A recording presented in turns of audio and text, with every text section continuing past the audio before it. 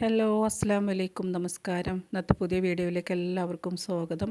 അപ്പോൾ ഇന്ന് വന്നിട്ടുള്ളത് നമ്മളെല്ലാവരും ബെഡ്ഷീറ്റ്, തലയണറ, വിരികളൊക്കെ കഴുകാൻ നമ്മൾ അലക്കുകല്ലിലാണ് പോവാറ്. അപ്പോൾ അതിൻ്റെ ഒന്നും ആവശ്യമില്ല, നമുക്ക് വാഷിംഗ് മെഷീനിൽ തന്നെ നല്ല ക്ലീനായിട്ട് നമുക്ക് കഴുകിയെടുക്കാം. അപ്പോൾ അതിനുള്ളൊരു ടിപ്പാണ് നമ്മളിന്ന് കാണിക്കുന്നത്. അപ്പോൾ എല്ലാവരും എൻ്റെ വീട്ടിലൊക്കെ അങ്ങനെ തന്നെയാണ് ചെയ്യാറ്, അലക്കുകല്ലിൽ കൊണ്ടിട്ടിട്ടാണ് കഴുകാറ്. പക്ഷെ അതിൻ്റെ ആവശ്യമൊന്നുമില്ല. നമുക്ക് എത്ര വെളുത്തതായാലും നന്നായി കറ പിടിച്ചതായാലും എത്ര അഴുക്കുള്ളതായാലും ഈസി ആയിട്ട് നമുക്ക് കഴുകിയെടുക്കാൻ പറ്റുന്നൊരു ട്രിക്കാണ് ഇന്ന് ഞാൻ കാണിക്കുന്നത്.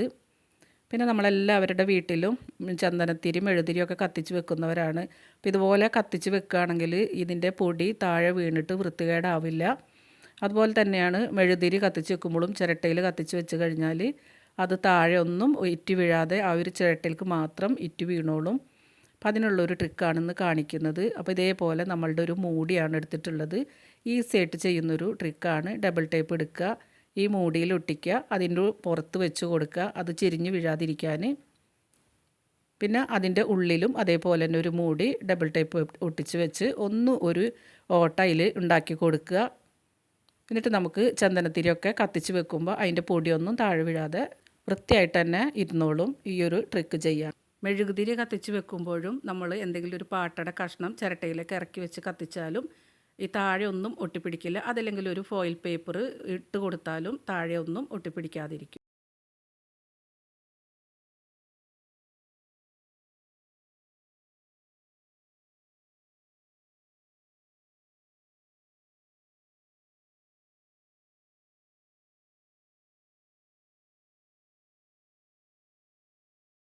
ഇതേപോലത്തെ ടിന്നിന് നമുക്ക് കുറേ പൗഡർ നമ്മൾ ചെരിച്ചിട്ട് കൊടുക്കുമ്പോൾ പോവും. അപ്പോൾ അത് നമുക്ക് ഒഴിവാക്കാനായിട്ട് സിമ്പിളായിട്ടുള്ളൊരു കാര്യം നമുക്കൊന്ന് ചെയ്ത് നോക്കാം.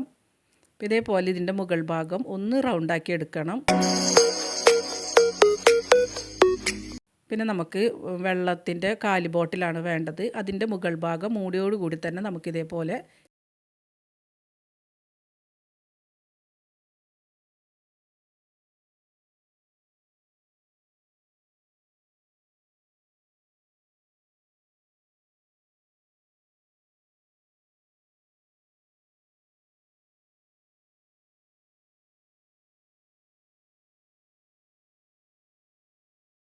ഇതിൻ്റെ ഉള്ളിലേക്കായിട്ട് ഈ ഒരു ബോട്ടിലിൻ്റെ ഭാഗം ഒന്ന് ഇറക്കി വെച്ച് കൊടുക്കണം.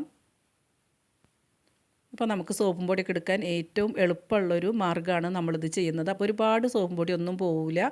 ഇനി അതിൻ്റെ അരികൊക്കെ ഒന്ന് നമ്മൾ ഇതേപോലെ ആ ഒരു കത്തി വെച്ചിട്ട് തന്നെ ഒന്ന് കട്ട് ചെയ്ത് കൊടുക്കുക.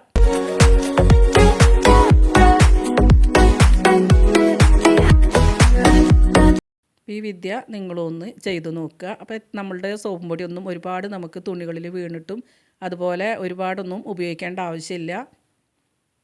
സിമ്പിളായിട്ട് ചെയ്തെടുക്കാൻ പറ്റുന്ന ഒരു കാര്യമാണ്. ഇപ്പോൾ ഇതുപോലെ എടുക്കുമ്പോൾ കുറേ എന്തായാലും നമ്മൾ സോപ്പും പൊടിയൊക്കെ വീണ് പോവും. ഇങ്ങനെയാകുമ്പോൾ നമുക്ക് ആവശ്യത്തിന് മാത്രം അതിലേക്ക് വീണ്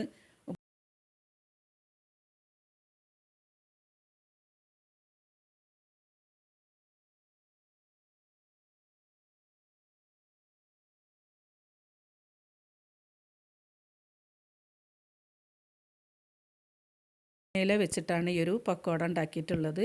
നല്ല ടേസ്റ്റിയാണ്, ഹെൽത്തിയാണ്, നല്ല രുചിയായിരുന്നു ഈ മുരിങ്ങയുടെ ഇല പക്കോടക്ക്. അപ്പോൾ അതിന് വേണ്ടിയിട്ട് നമുക്ക് കുറച്ച് മുരിങ്ങയുടെ ഇല എടുത്ത് കഴുകി ഞാൻ മാറ്റി വെച്ചിട്ടുണ്ട്.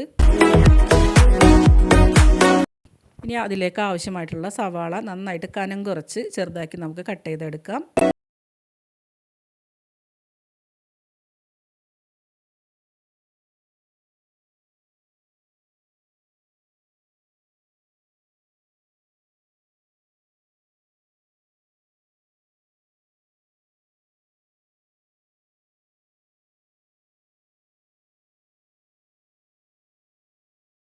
കടലമാവ് കുറച്ചിട്ട് കൊടുക്കുന്നുണ്ട്, കുറച്ച് മൈദമാവ് കൂടെ ചേർത്ത് കൊടുക്കുന്നുണ്ട്.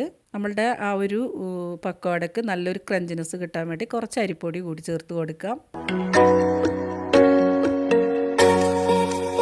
കുറച്ച്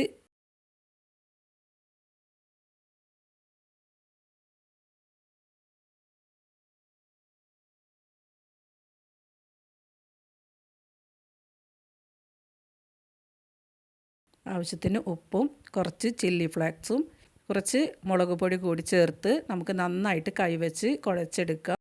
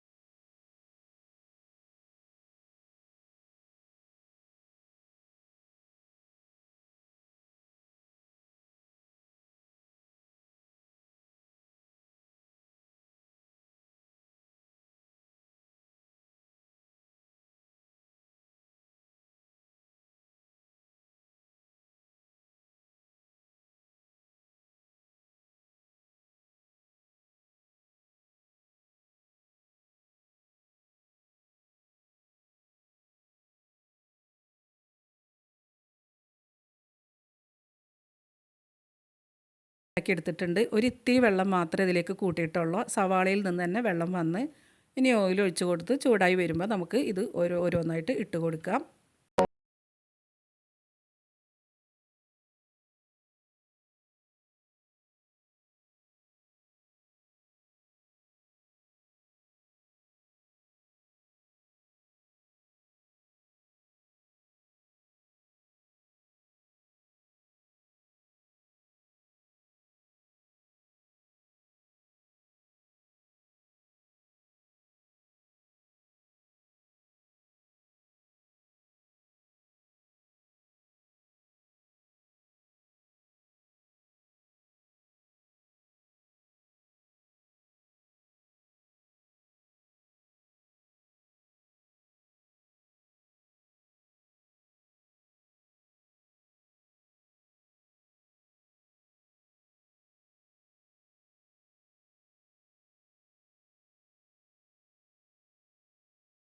നല്ല ക്രഞ്ചി ആയിട്ടുള്ള നമ്മളുടെ പക്കോട റെഡിയാക്കി എടുത്തിട്ടുണ്ട്.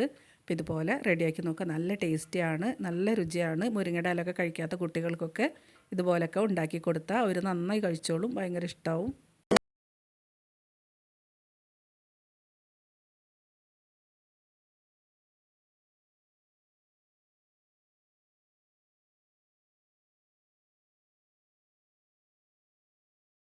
മെഷീനിൽ തുണി കഴുകുമ്പോൾ ഇതുപോലെ നിങ്ങളൊന്ന് കഴുകി നോക്ക്. ഒരു ബെഡ്ഷീറ്റും അതുപോലെ തലയണറ, പുതപ്പൊന്നും നമുക്ക് അലക്കല്ലിൽ കൊണ്ടുപോയി കഴുകേണ്ട ആവശ്യമില്ല. ഇതിൽ തന്നെ നന്നായിട്ട് ക്ലീനായിട്ട് നമുക്ക് കഴുകിയെടുക്കാം. അപ്പം ഞാനിതേപോലെ തുണികളൊക്കെ കഴുകുന്ന ക്ലോറക്സ് ആണ് ഉപയോഗിക്കാറ്. ഞാൻ എല്ലാ സാധനങ്ങളും വാഷിംഗ് മെഷീനിൽ തന്നെയാണ്, വിരികളും നിസ്കാരക്കുപ്പായും അതുപോലെ എല്ലാ സാധനവും ഈ ഒരു വാഷിംഗ് മെഷീനിൽ തന്നെയാണ് കഴുകാറ്. അത് വേറൊന്നും ഞാൻ അലക്കല്ലിൽ കൊണ്ട് കഴുകാറില്ല. നന്നായിട്ട് ക്ലീനായി കിട്ടും. വെള്ളം തിരിച്ചിട്ടതിലേക്ക് നമുക്ക് ക്ലോറക്സ് കുറച്ച് ഒഴിച്ച് കൊടുക്കാം. പിന്നെ നമ്മൾ സോപ്പും പൊടി ഇട്ട് കൊടുക്കുമ്പോൾ ഇതേപോലെ ഈ ഒരു വെള്ളത്തിലേക്ക് തന്നെ ഇട്ട് കൊടുത്താൽ മതി.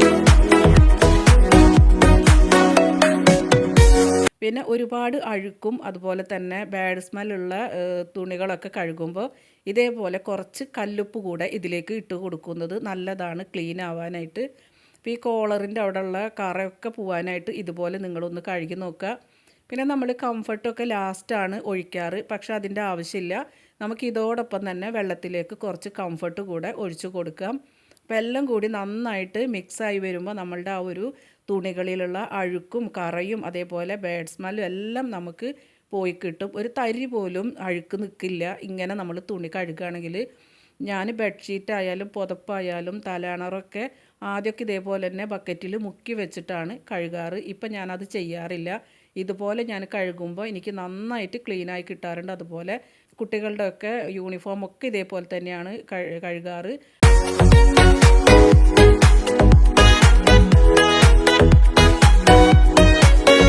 അപ്പോൾ ഇതേപോലെ നമ്മൾ കഴുകി നോക്കിയാൽ നിങ്ങൾക്കറിയാം നന്നായിട്ട് ക്ലീനായി കിട്ടുന്നുള്ളത്. അപ്പോൾ നന്നായിട്ട് ഞാൻ ഈ ഒരു വെള്ളത്തിലേക്ക് തുണിയൊക്കെ